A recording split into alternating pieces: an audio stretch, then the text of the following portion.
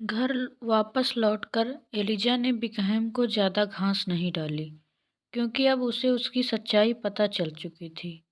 एक दिन सैनिक छावनी वहाँ से जाने लगी। इससे बेनेट की छोटी बेटी लिंडिया बहुत परेशान हो गई। वह बिकहैम को बहुत चाहने लगी थी। उसने अपने पिता से कहा कि उसे बिंघटन जाने दे, जहाँ उसके परिवार के मित्र रहते थे। दरअसल वह वहाँ बिकहैम से मिलना चाहती थी, क्योंकि उसकी छावनी अब वहीं थी।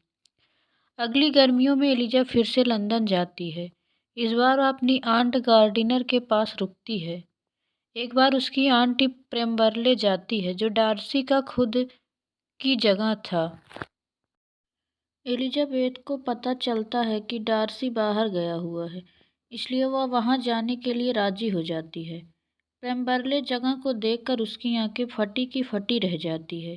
यह महलनुमा था और वहाँ बड़े बड़े बाग बगीचे थे। वहाँ के नौकरों ने बताया कि उसका मालिक डार्सी बहुत ही दयालु और खुले दिल का था और हमेशा उनकी मदद किया करता है।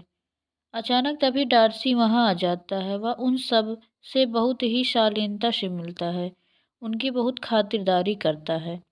एक दिन एलिजाबेथ को घर से पत्र मिलता है कि उसकी बहन लिंडिया बिकहैम के साथ भाग गई थी।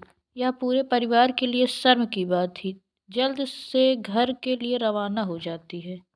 मिस्टर बेनेट और मिस्टर गार्डिनर लिंडिया को लेने चले जाते हैं, लेकिन बाद में मिस्टर बेनेट खाली हाथ लौटते हैं।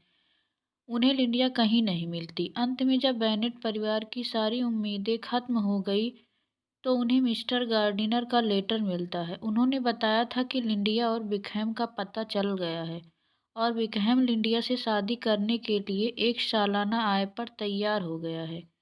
बेनेट परिवार को लग रहा था कि यह सब मिस्टर गार्डिनर ने किया था, लेकिन एलिजा को पता चल जाता है कि यह सब डार्सी की वजह से ही संभव हुआ था। इससे बेनेट परिवार की इज्जत बच गई। शादी के बाद बिकहैम और लिंडिया सबसे मिलने घर आए, लेकिन बेनेट परिवार उनसे ज़्यादा खुश नहीं हुआ। इसके बाद उन्होंने विदाई ली और नॉर्थ इंग्लैंड के लिए रवाना हो गए, जहां बिकहैम की नई पोस्टिंग हुई थी। कुछ समय बाद चार्ल्स और डार्सी फिर से नॉर्थफील्ड रहने आ गए। चार्ल्स और जैन फिर से मिलने लगे। इस बार वे अपने प्रेम को लेकर काफ़ी गंभीर थे। उधर डार्सी भी बेनेट परिवार से मिलने जाने लगा, लेकिन उसने एलिजा से ज़्यादा कुछ नहीं कहा, पर वह मन ही मन उसे चाहता था। एक दिन चार्ल्स ने बेनेट से जाकर जैन का हाथ मांग लिया। इससे सारे परिवार में खुशी की लहर दौड़ गई। सबने इस मौके को खूब एंजॉय किया। एक दिन डार्सी की चाची कैथरीन भी नॉर्थफील्ड आई। वह एलिजा से मिली और बोली कि उसने सुना है कि डार्सी उससे शादी करना चाहता है, लेकिन उसने कहा कि एलिजा का घराना डार्सी के लिए सही नहीं है।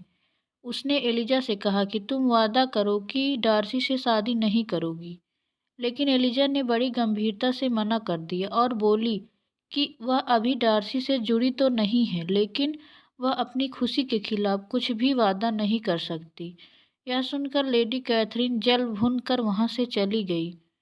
जब उसने यह सब बातें डार्सी को बताई, तो वह मन ही मन खुश हो गया। कुछ समय बाद डार्सी एलिजा के साथ घूमने जाता है। वहाँ वह कहता है कि अभी भी एलिजाबेथ के लिए उसकी सोच बदली नहीं है। इसके साथ ही वह फिर से उसे प्रपोज करता है। एलिजा इस बार खुशी खुशी उसका प्रपोजल मान जाती है। यह समाचार पता चलने पर सारा परिवार खुश हो जाता है। कुछ समय बाद जैन और एलिजाबेथ की शादी हो जाती है और ये चारों अपनी जीवन में खुश रहते हैं। इस प्रकार मिसेज बेनेट की चिंता थोड़ी कम होती है।